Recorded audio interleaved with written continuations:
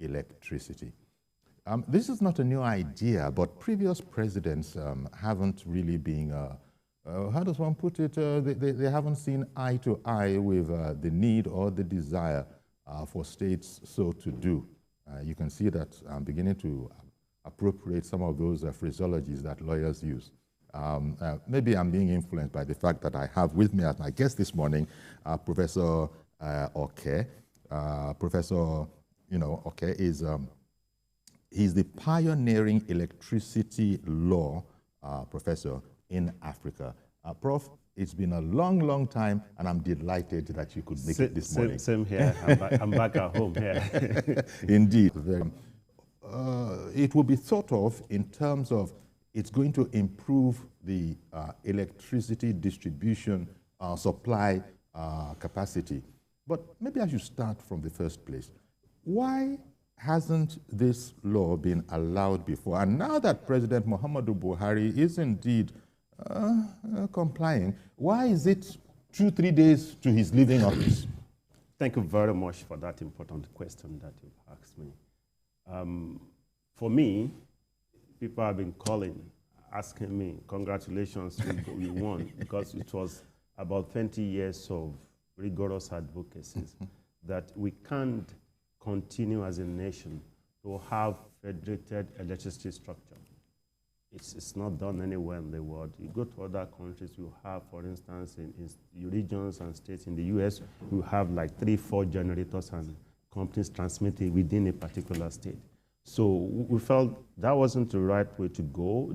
We started the advocacy right about the time of passage of the current law, Electric Power Sector Reform Act of 2005. And we said this law is at variance with what the Constitution says. Then the issue of off-grid and on-grid came up. Yes. And I said, well, in the interim, we will explore avenues created in the law. If you look at the second schedule, that is item 14, that allows states to generate, transmit, and distribute in respect of areas not covered by the national grid. And that became a legal question. What is an area covered by a national grid?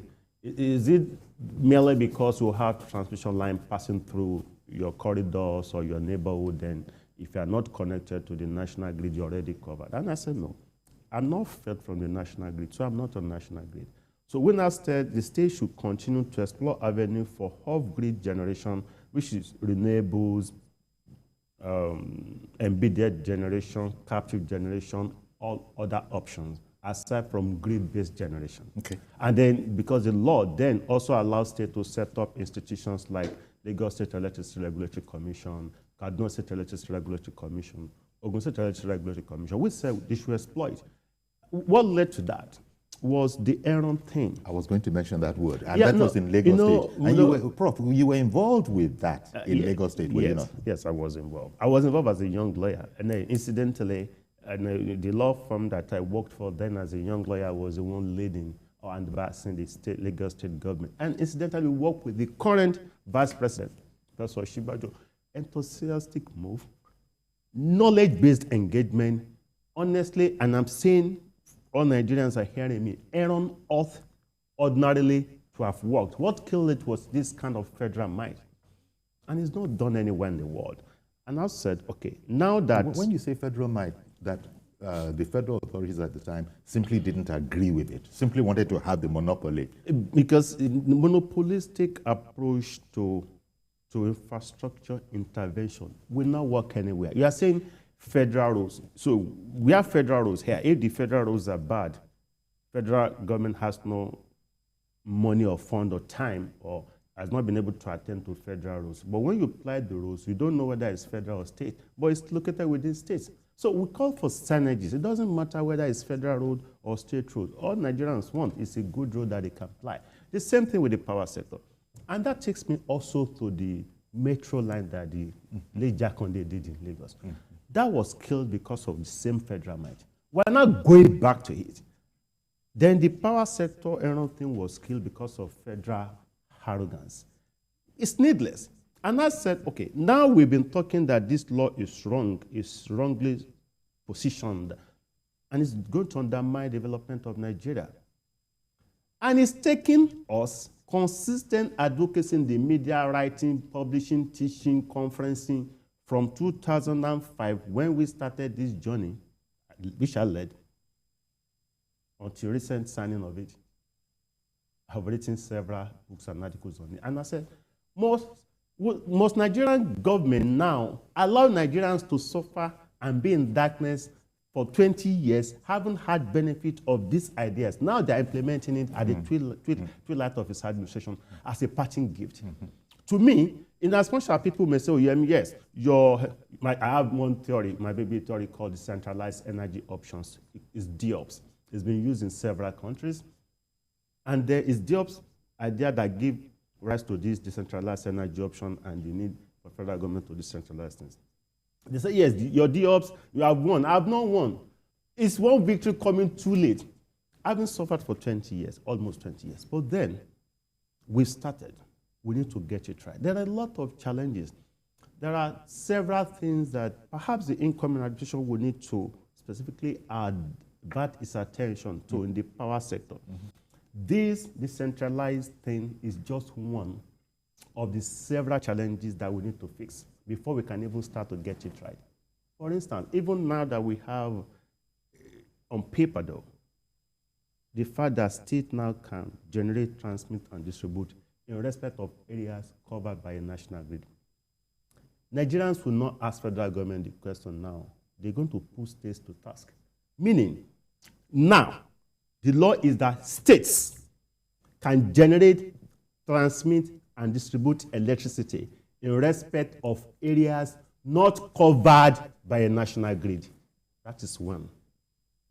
Two, with the new amendment, states have powers to generate, transmit, and distribute electricity, also in respect of areas covered by a national grid. Okay. So the implication is that the states are now institutionally challenged. They have serious institutional challenge on them. Be it on-grid or off-grid, you look forward and look up to your state to give you electricity. And the challenge is if state A is able to get it right and is able to give 24-hour access to electricity, and state B is in darkness. Which I think, Prof, might have, and this is purely my own guesswork, might have been the reason the Obasanjo administration, for instance, maybe that was what he was thinking about parity, that he frustrated that whole Enron thing. I was just wondering, maybe he just wanted us to have a sort of parity, let one state not feel too bad if it is not as diligent or efficient or as the other states that are giving their citizens 24 hours electricity. The global trend is such that artificial national and international boundaries are collapsing naturally. If your state is not habitable, if your state is not safe, people will aggregate in the direction of a safe, that's right, and decent state. Yes, right. That's why you have influx, massive influx in Lagos. That's right. If Lagos is not good, people look to the borders. They start to go to Canada and US and the UK. Nobody can stop it. Some will get their visas legally. Some will go via the seas. Some will go illegally. Some will go and claim refugee.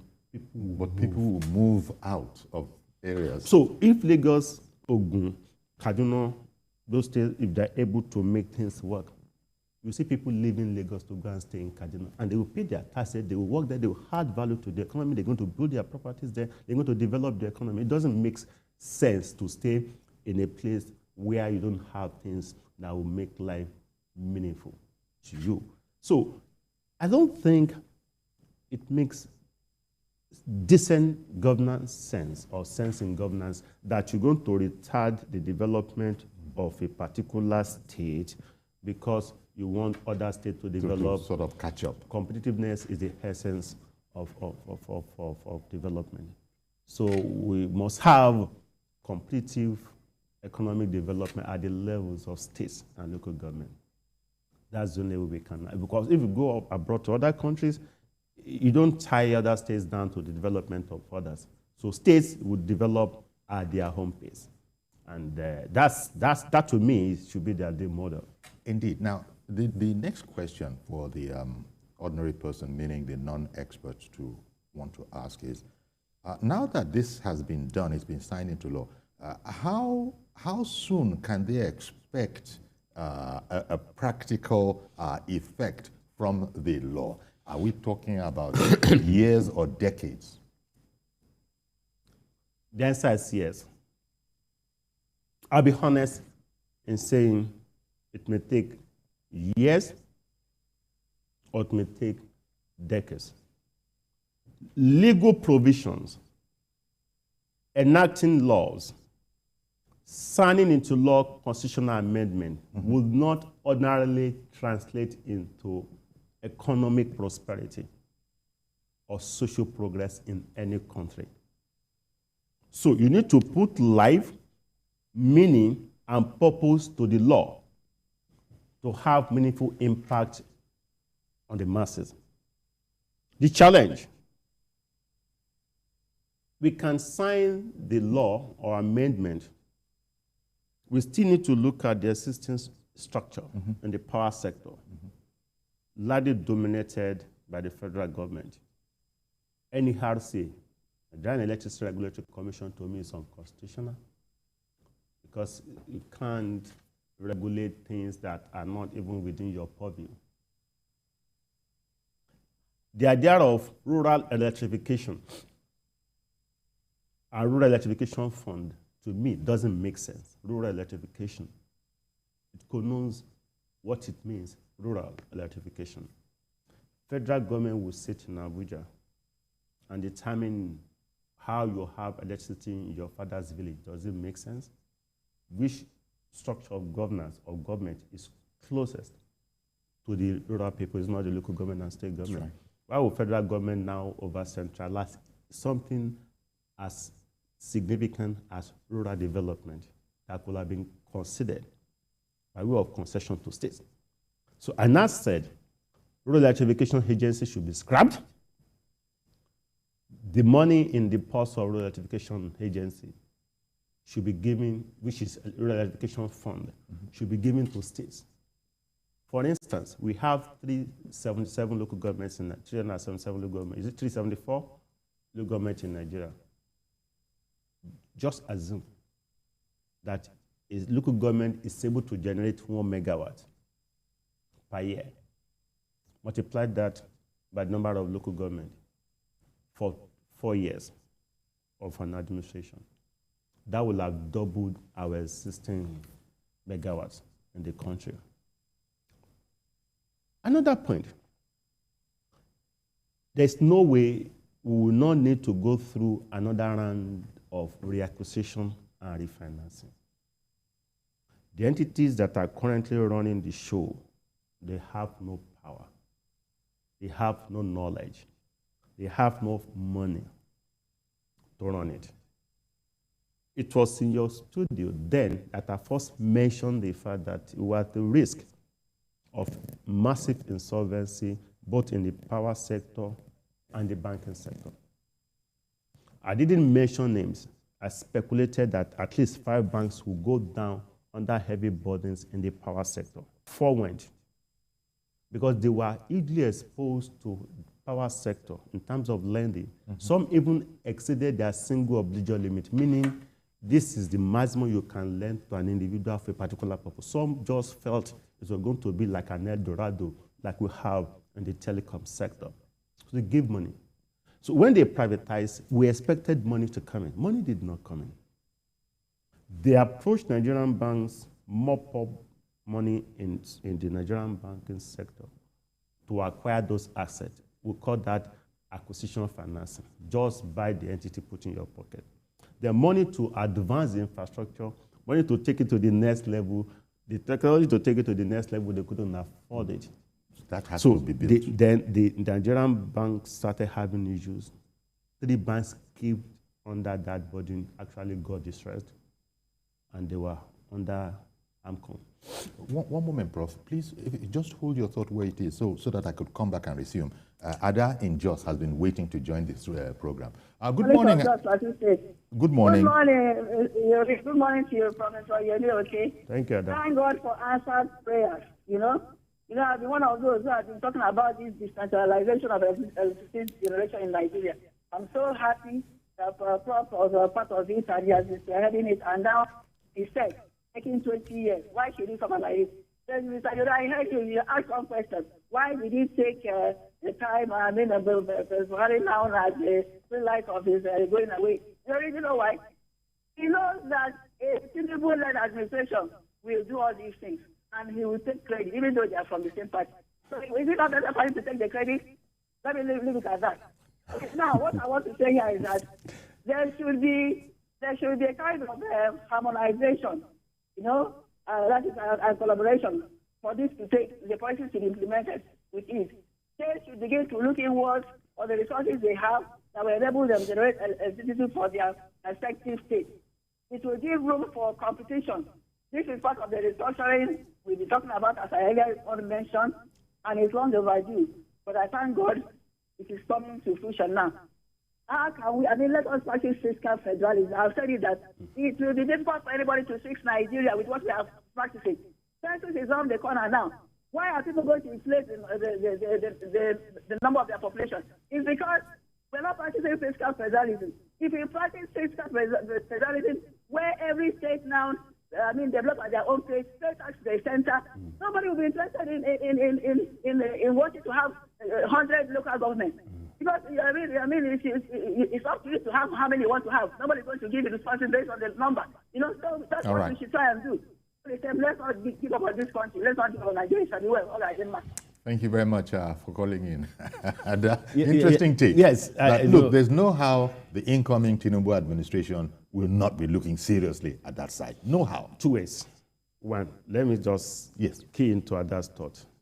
Go back to my thought and go back to the next administration. So Ada made a lot of sense.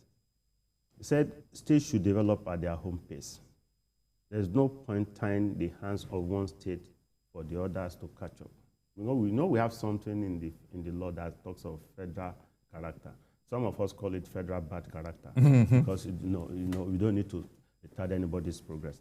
So fiscal federalism is such that will enable states to develop at its own pace, including putting infrastructure in place, and think that will naturally happen. So coming back to the issue of insolvency in the power sector, the challenges. Banks got into trouble, solvent technically. Do you know why? The money they borrowed was a dollarized lending. They borrowed dollars at 160 to 166 per dollar. They invested in Nigeria, and the bills they're going to give you and I will be in Naira. Naira is so depreciated now. So for every dollar they raised, they will need some 700 or thereabout Naira. So to do that, they will need to keep adjusting electricity tariffs. And that will be difficult and dangerous because it gets to a level when generating via diesel and petrol will be cheaper than going through the discos. So they are struggling. Indeed. Let me take another caller, and I also had on my mind this whole matter of solar that is becoming very popular in the West now. I was going to ask you about that. Good morning, Mr. George. Thank you for holding on. Good morning, Uncle Yeri, and good morning to the Prof. Yes. Thank you. Uncle Yeri, you know, until a man discovers that he has no other option than to struggle and get something, he doesn't know the extent of the strength available to him. I've heard people talking about parity, that some states will not be able to cope. How do you know? They are able to cope with the allocation they go to Abuja to take. Why won't they be able to cope with digging into their own state affairs and find ways to raise money and do things? There's no state in this country that is not richly endowed in terms of nature. It is for us to tap into it and we will let those who can start it start. Others will follow as time comes on. But I want to say this. The president, what he's signing, the deals he's signing, there are about 19 of them that he did not sign. I don't know why. All those are aimed at the kind of power that people have been talking about. I expected him to also sign that of the police. Let security be devolved to the state.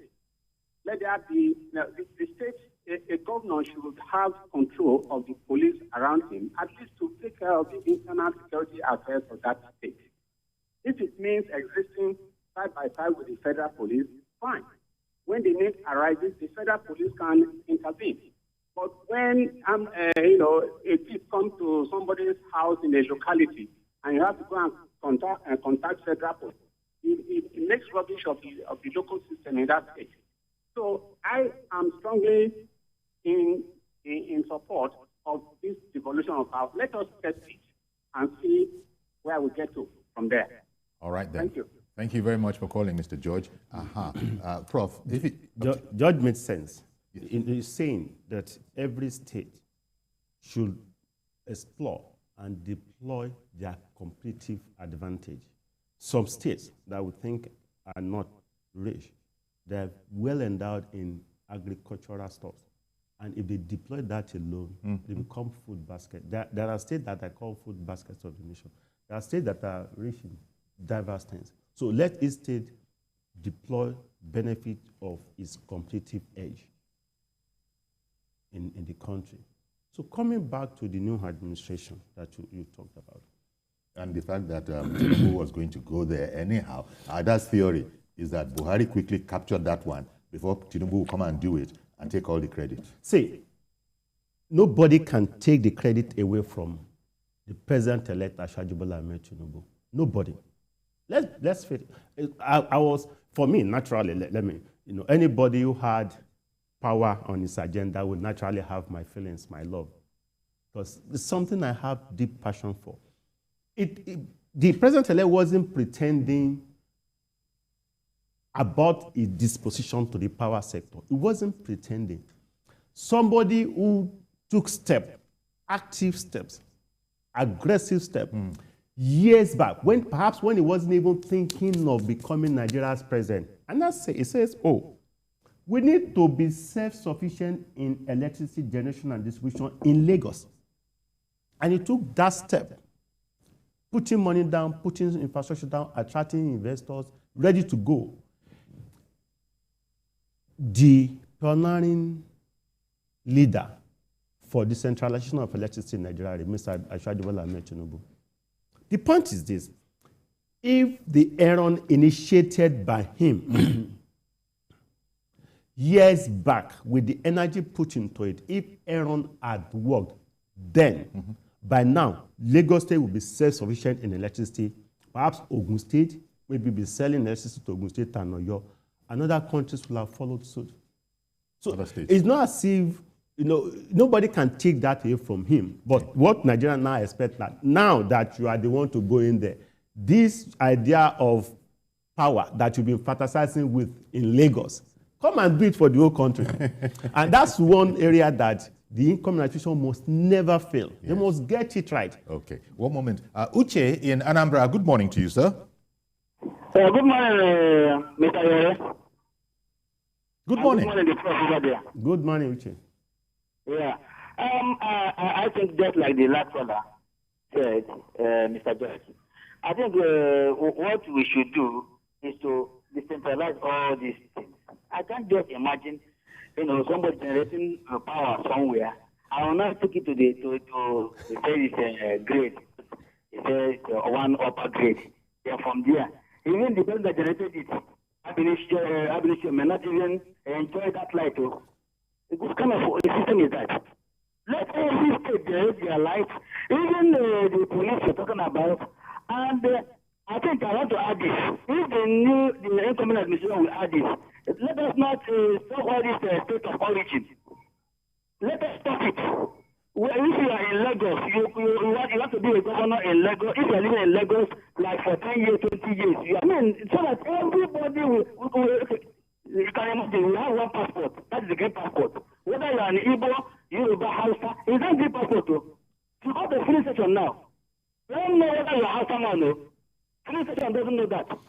All right, then. Dollar doesn't know that. So let us stop all these shenanigans and let us, live as one Nigeria. don't want all this, I'm from Anambra, I am from Lagos. No, I'm from Nigeria. Okay. It's an important point you're making, Uche, but to stay on the point of electricity here, and everything you said was well taken. I don't know I'm going to have to go on a break very shortly, but I wanted to factor in, one is reading that in the West, in America in particular, and other countries, the solar panels generating your own electricity needs for your own family. A lot of people, even though it is not yet cheap enough, but a lot of people are going into it. And I hear that there are even arrangements in the US where, should you have any excess power where you're generating your own, you can sell on to the national grid. Could you explain that kind of... Thank you very much. Well, the global trend is such that we're looking at megawatts accumulation, megawatts grabbing. Wherever you see electricity, just grab, because we are in serious need of it. Extensive solarization is good. One, it's readily available and it's natural. One thing about power that a lot of people don't know is that you can generate electricity or power from virtually anything and everything. If you have excessive sunshine, that's solar. Areas like Jaws, it's naturally wind turbine. You can have windmills. There was a technology in Namibia, they call it debushing. Thick forest, similar to our own Sambisa forest. When we had a conference and some training there, the training was how to do policy, reflect policy and law so that it will enable them to generate electricity from forest. They call it debushing. It's a technology. They extract energy from thick forest, as against having is it from the vegetative matter in the forest? Vegetative matters in the forest and other shrubs. So many. But debushing. Debushing. Okay. You can Google it. But would you have to clear away the bush? There's a way they structure it to be able to extract it and other components of power from it. Then waste. There was a city in Germany when it wanted to embark on renewables. First, they were generating power from waste. Then at some point, they started giving homes subsidies for waste collection. So if you are paying 5 naira to collect your waste, they now would say, okay, bring your waste for 4 naira. It got to a level they were collecting waste for free because there was huge demand in renewable energy. It got to a level they were giving money to homes to bring waste. And the kind of waste we generate even in Lagos alone. Exactly. You can see, you know the dump site around you're going, where we have Lagos, the Loma Arena. Power is, and if you have good rainfall, that's hydro. Power is generated from natural things. So many different sources. But we need to just aggregate all those options and have decentralized options from whatever angle we can. Prof, one moment, please, because Gbadebo in Iwo has been holding on for a long time. Good morning to you, Mr. Gbadebo. Are you still there, Gbadebo? Yes, I am. I'm here. Yes. Good morning to you. Good morning. I'm Gbadebo. I'm JRE. I'm calling from you. I just want to have my contribution on the issue this morning. Sure. I think this is the best that the Buhari administration has done to Nigeria.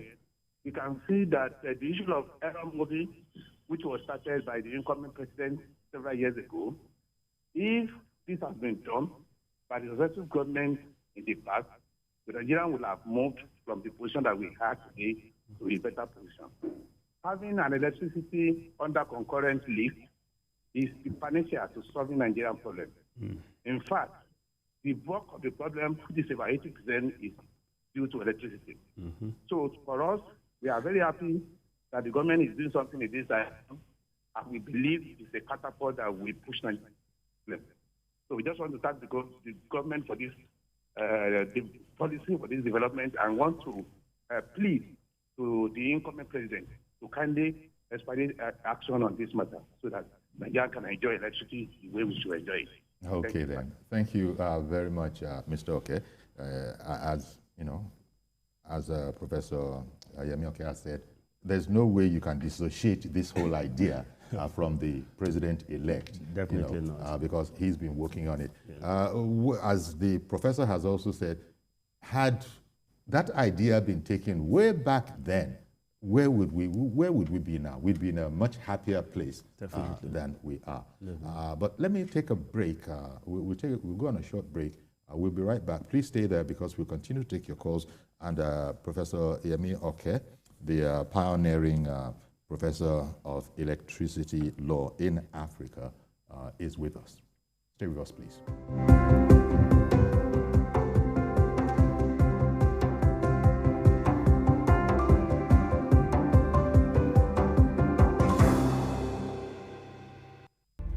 Politics is defined as getting what, where, when, and how. But in the mix, many things come to play to shape the political fortune of any country.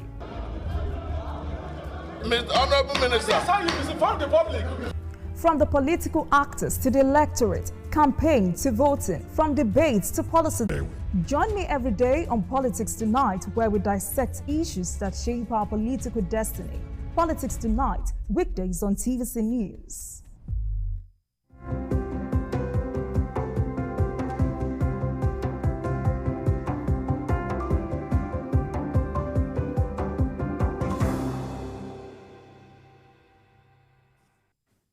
Okay, welcome back, and we're looking at the constitutional amendment that has been signed. It's one of those that were signed, and we're talking about electricity now, the ability of states to, not just, generate, also regulate and distribute electricity. It's been too long, Nigerians will tell you, but I suppose you don't look a gift horse in the mouth. If it has pleased President Buhari to, sign it now, why didn't he sign it 8 years ago? But maybe people will say to me, wait now, that's an irrelevant question. He has signed it now. Let's stay there. Okay, I agree with you. Let's stay on the fact that he has signed it. As I said, our guest is Professor Yemi Oke, Professor of Energy and Electricity Law at the University of Lagos. Now, signing is one thing. So now it's suddenly legal. Obasanjo, in his time, whatever else he said, would probably have said that it's illegal because he didn't agree to it. Now we don't have that anymore. No. It's legal now.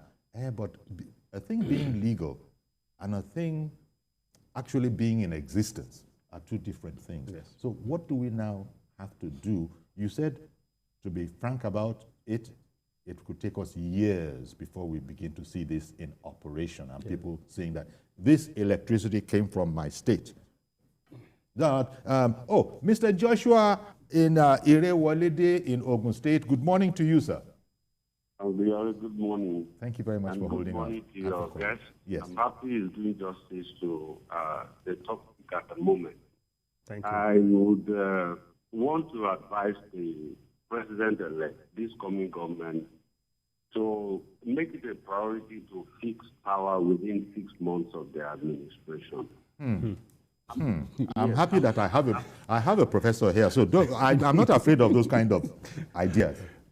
Somebody will tackle them. What I see happening is maybe starting for him, because I'm aware that the parliament may not be very easy to just walk through.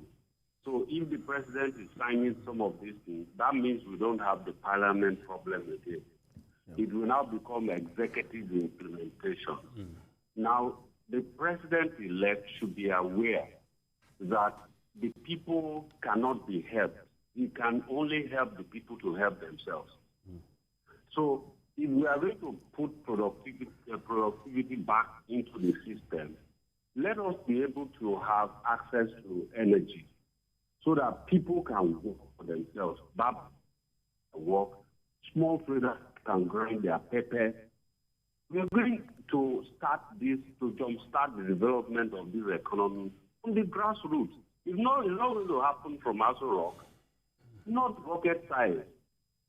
So let him start from the low-hanging fruit and be able to do something. And when this president has any obstacle or problem, let him speak to the public that this is what I want to do for you. Somebody is stopping me from doing it, or somebody is preventing me from doing it. Let him communicate to them so that we'll be able to work with him to achieve the Nigeria of our dream. Thank you, sir.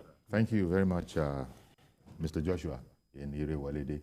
So, he made a good point. Sure. So that we go straight to he made a good point. I totally agree with him. Signing that amendment into law is one of the several challenges that we need to fix. I mentioned one earlier, and I will continue with the rest. I said, Mr. Joshua mentioned the fact that the president elect should get power sector issues fixed in 6 months. That's ambitious. It's doable. But I would say we need proactive steps, knowledge-based governance in the power sector. One, for us to get it right, aside from this one that's been done, we need to go through another round of reacquisition and refinancing of the existing infrastructure. I mentioned that, so that federal government can yield up some of its stakes in those entities for new entrants who have the financial muscles and the technological wherewithal to get on board. They're going to dilute their shares. They have controlling shares so that they can run it. 3 now. We need also to cross-license the DISCOs and GENCOs as appropriate. For instance, we have Ikeja and we have Lagos. Now that Lagos state government can do things in that direction, they may be cross-licensed specifically for Lagos. And they may also give a bit of franchising. Oh, you Ando Amuwo, you Ikeja. They can work those out. There are technical policy structural issues that we can deal with in that. We need to go via extensive renewable options. Okay. Extensive renewables. Sorry, if the pipelines are weak and dilapidated, they're going to burst. So we need to take some off the pipeline. That's what I'm saying. The new megawatts that we're generating should be decentralized. We don't need to go via the grid. So we need to go extensively off-grid. We need a lot of off-grid generation transmission. Okay, because I was a bit confused there. Are you talking about storage of electricity till when it is needed? You can't store electricity. You can't store electricity. Okay, you come back and you explain that to us a bit better if it is necessary, but you cannot store all those power banks that we're doing. You can't really. But that. Good morning, Mr. Yakub in Dokbemu. Yeah, very good morning, sir. Good morning. And good morning, prof. Good morning, Yakub. Yeah, usually let me begin by saying that I share the same statement with Ada. You see, whether we like it or not, the present administration knew, and then they are very sure that the power issue is number one that Bola Ahmed Tinubu is likely to solve. And then whether they sign it or they don't sign it, immediately the power exchange hands. I'm pretty sure Ashwadi could have done the same thing. But I've been saying that usually I don't have that in my mind in this country. We have a lot of human resources. Some of them sit down with you. They are in the studio. Because I know Professor would like to work with Ashwadi Bola and Tinubu.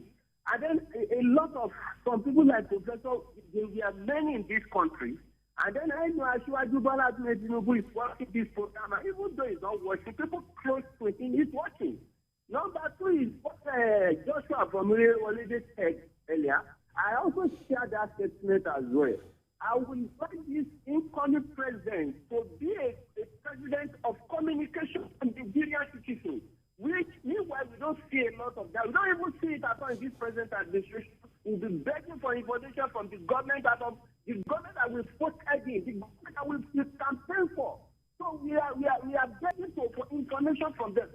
I would like Ashwadi Bola and Tinubu to not go to that kind of situation we have done. Nigerian citizens will be expecting their president to address the issue, and then they will see it. If it is a president that address the issue and coming now to tell Nigerian citizens, this is where we are. If there's any obstacle before him, we will mobilize ourselves and begin to protect that this is what we're going to do, and then we like him to do so. But the station where they did not tell us, how do we want to know what is happening? All right, then. Be able to take note of all those things. Thank you, and God bless you, sir. Thank you very much. I can see the passion of Nigerians. Yes. And one, nobody can take the shine off Ashwaju in terms of power sector. Before, at the time, some of us knew next to nothing, even in law. He started it.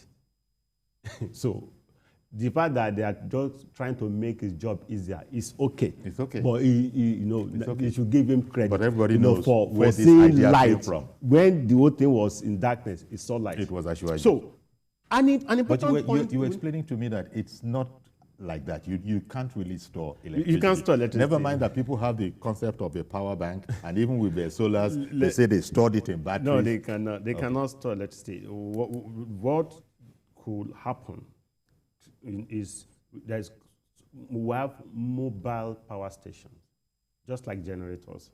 Those are options that we have. We have 20 options that I even mentioned in your studio. 20 strategic things that we felt the income administration would do. We can't exhaust everything, but we can store power only by way of mobile power stations and other arrangements. We can store electricity if it's by solar, wind turbine, and all those embedded, all those debushing other technology. We can store those.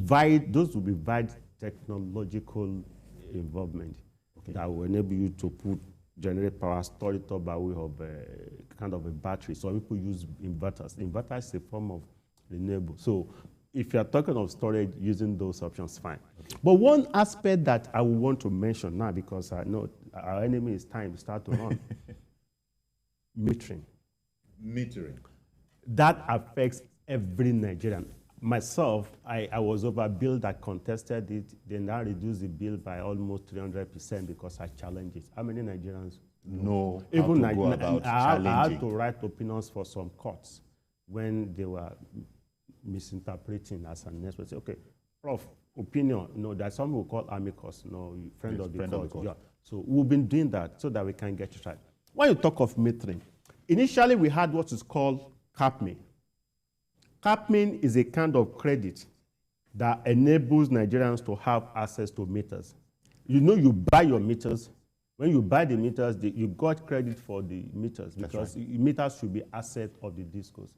But that's not the way it operates in Nigeria. You buy your meter, it remains assets of the disco. You buy your electricity poles, it's the asset of the disco.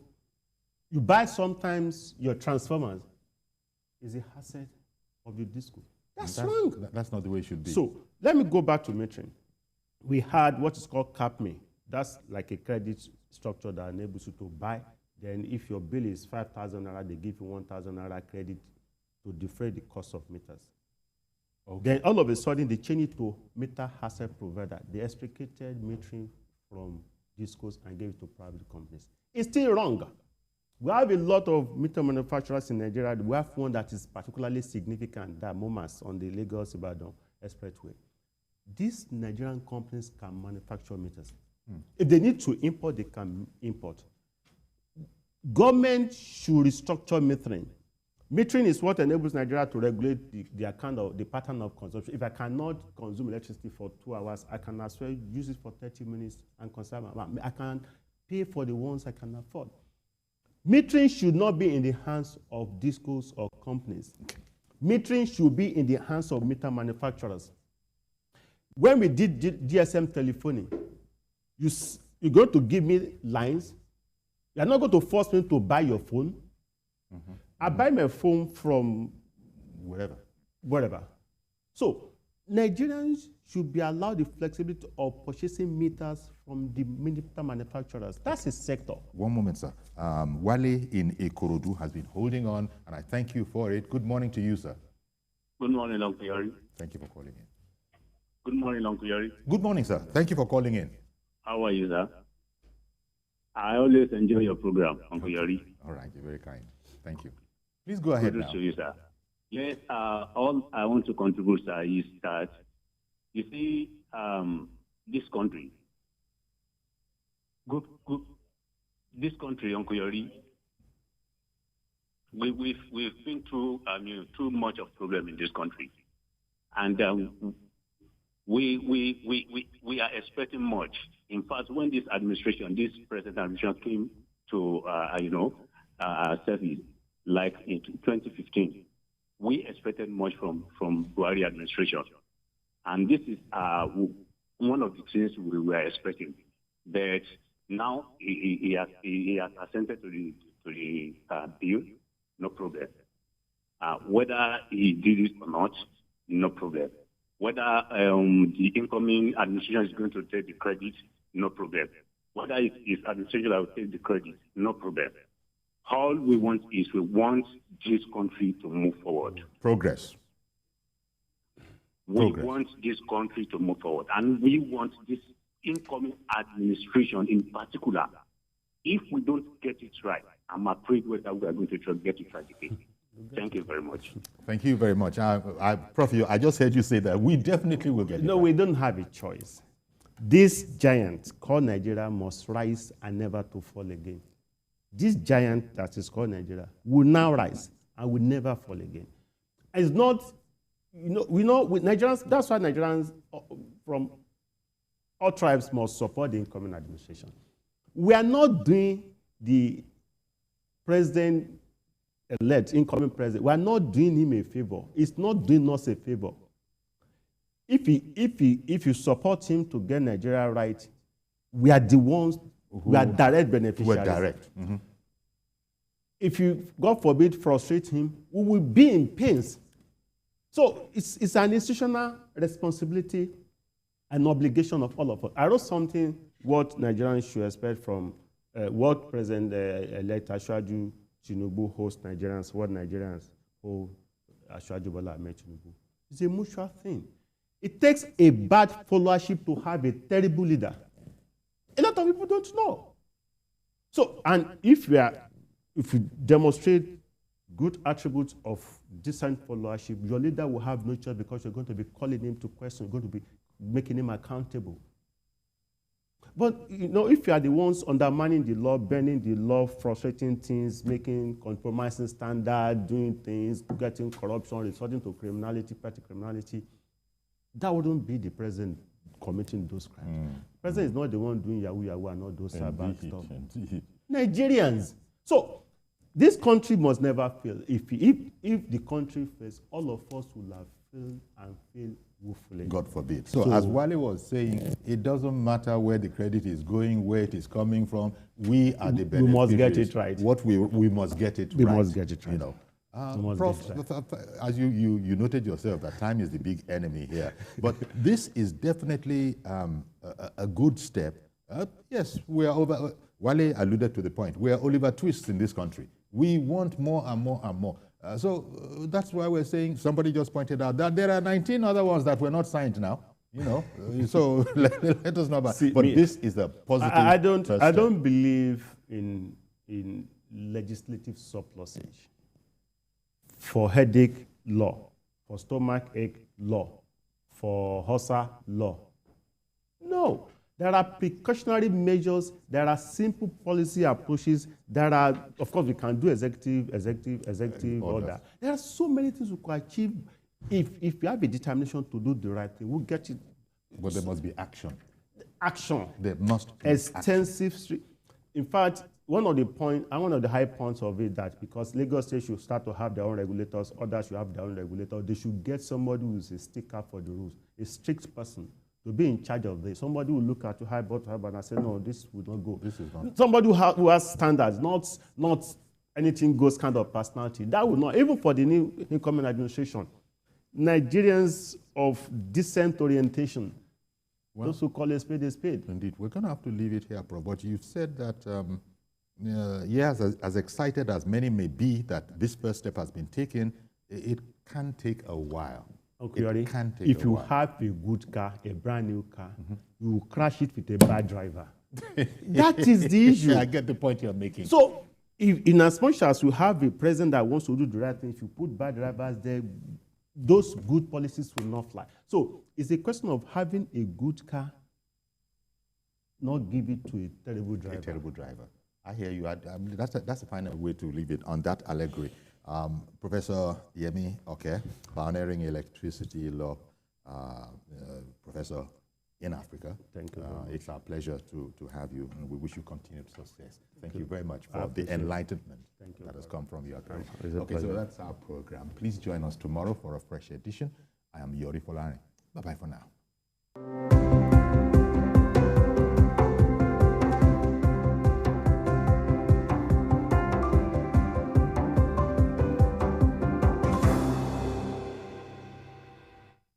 Mommy, it is time for us to leave this place.